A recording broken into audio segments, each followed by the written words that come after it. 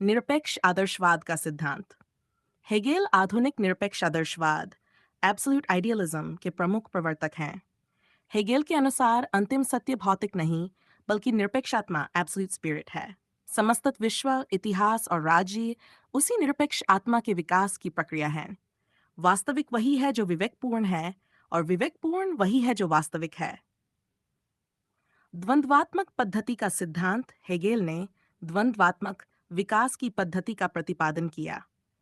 प्रत्येक विचार अपने विरोधी विचार को जन्म देता है और दोनों के समन्वय से एक उच्चतर विचार उत्पन्न होता है। इसी प्रक्रिया से समाज, राज्य और इतिहास का विकास होता है। विकास विरोधों के संघर्ष और समन्वय से होता है। विश्व आत्मा का सिद्धांत। हेगेल के अनुसार इतिहास विश्व आत्मा की प्रगति की कहानी है। विश्व आत्मा विभिन्न राष्ट्रों और राज्यों के माध्यम से स्वयं को प्रकट करती है। विश्व इतिहास विश्व आत्मा की प्रगति है। इतिहास का सिद्धांत। हेगेल ने इतिहास को तर्कसंगत और उद्देश्यपूर्ण प्रक्रिया माना। इतिहास का अंतिम लक्ष्य मानव स्वतंत्रता का क्रमिक विकास है। इतिहास में प्रत्येक युग अगले युग के विकास का आधार बनता है। विश्व इतिहास स्वतंत्रता की चेतना की प्रगति है। एस्टर 5। राज्य का सिद्धांत। हेगेल ने राज्य को सर्वोच्च नैतिक संस्था माना। राज्य केवल राजनीतिक संगठन नहीं बल्कि नैतिक जीवन की सर्वोच्च अभिव्यक्ति है। व्यक्ति का वास्तविक विकास राज्य के भीतर ही संभव है। राज्य पृथ्वी पर ईश्वर की यात्रा है। 6।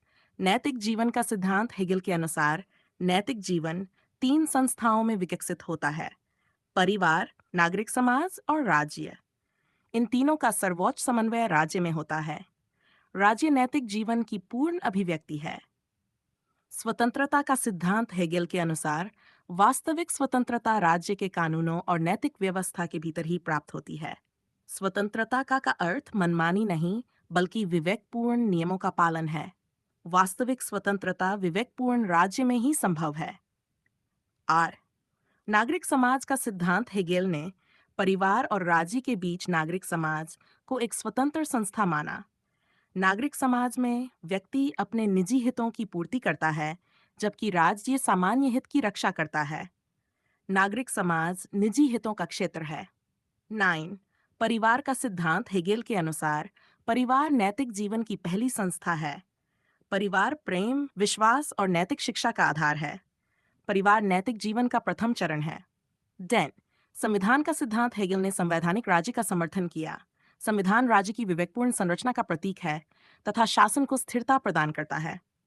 संविधान राज्य की आत्मा की अभिव्यक्ति है। नैतिक जीवन का सिद्धांत। हेगेल के अनुसार नैतिक जीवन व्यक्ति की वास्तविक नैतिकता का सामाजिक रूप है। ये 3 संस्थाओं के माध्यम से विकसित होता है: परिवार, फैमिली, नागरिक समाज, राज्य, स्टेट। इन तीनों का सर्वोच्च समन्वय राज्य में होता है। राज्य नैतिक जीवन की सर्वोच्च अभिव्यक्ति है। अधिकार, राइट का सिद्धांत। हेगेल ने अमूर्त अधिकार को नैतिक जीवन का प्रथम चरण माना। इस स्तर पर व्यक्ति को एक स्वतंत्र विधिक व्यक्तित्व के रूप में स्वीकार किया जाता है।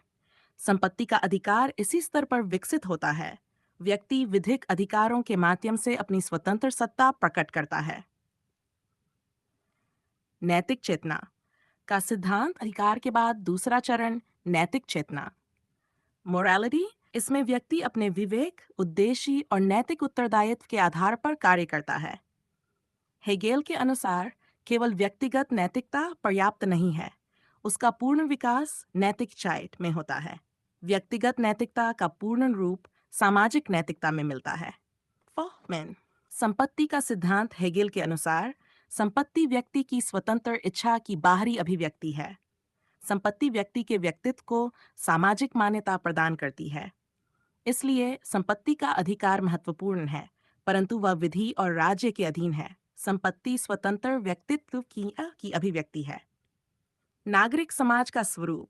नागरिक समाज निजी हितों, आर्थिक गतिविधियों और सामाजिक संगठनों का क्षेत्र है। यह परिवार और राज्य के बीच की संस्था है। यहाँ व्यक्ति मुख्यतः अपने निजी हितों की पूर्ति करता है। नागरिक समाज आवश्यकताओं और हितों का क्षेत्र है। शिस्टीन। राज्य की सर्वोच्चता का सिद्धांत। हेगेल ने राज्य को समाज की सर्वोच्च नैतिक संस्था माना। राज्य केवल व्यक्तियों का समूह नहीं, बल्कि सामान्य इच्छा और नैतिक विवेक का संगठित रूप है। व्यक्ति की वास्तविक स्वतंत्रता राज्य के भीतर ही साकार होती है। राज्य नैतिक विचार की वास्तविकता है। संवैधानिक राजतंत्र का सिद्धांत हेगेल ने संवैधानिक राजतंत्र ट्यूशनल मोनार्की का समर्थन किया।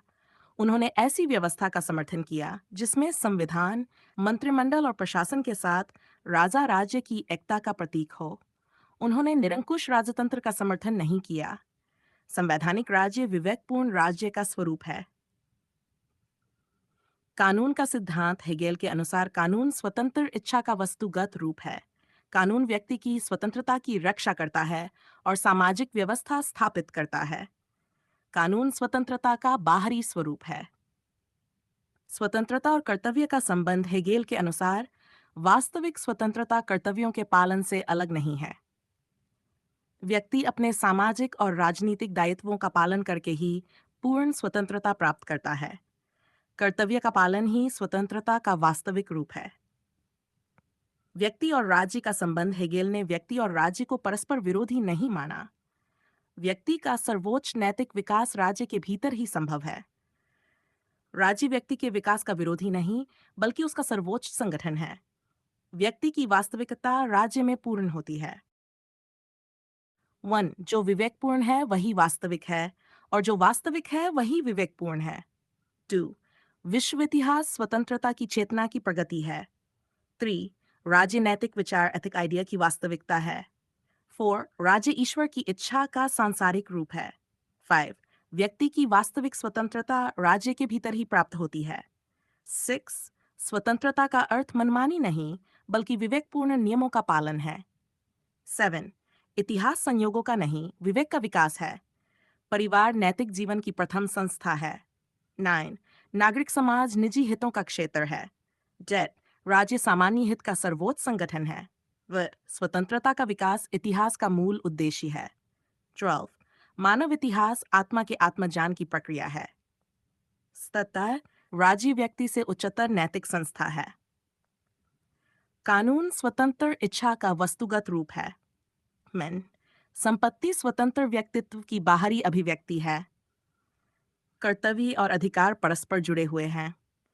विश्व आत्मा इतिहास के माध्यम से स्वयं को प्रकट करती है।